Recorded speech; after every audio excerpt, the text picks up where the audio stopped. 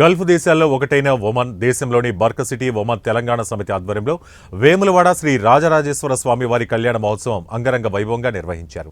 ఈ కార్యక్రమానికి ముఖ్య అతిథిగా హాజరైన ప్రభుత్వ వేములవాడ శాసనసభ్యులు ఆది శ్రీనివాస్ శ్రీ స్వామివారికి కళ్యాణంలో పాల్గొని పట్టు వస్త్రాలు సమర్పించారు. స్వామివారిని దర్శించుకుని ప్రత్యేక పూజలు నిర్వహించారు.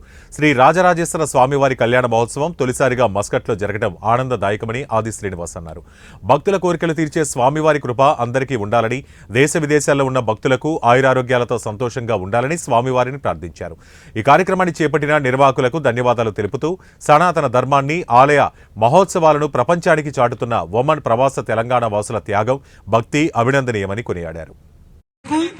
ఆ యొక్క రెండవ వేలుకి, పాదం యొక్క రెండవ వేలుకి సంబంధం ఉంటుంది. చంద్రుడికి సంబంధించింది ఆ యొక్క వెండి.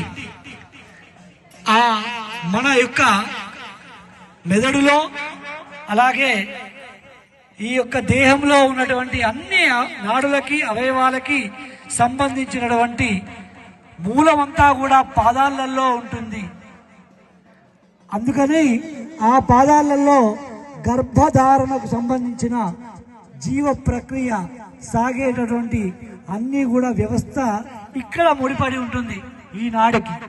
దీన్ని ప్రేరేపింపజేసేది వెండి మాత్రమే. ఎన్ని కోట్లున్నా కూడా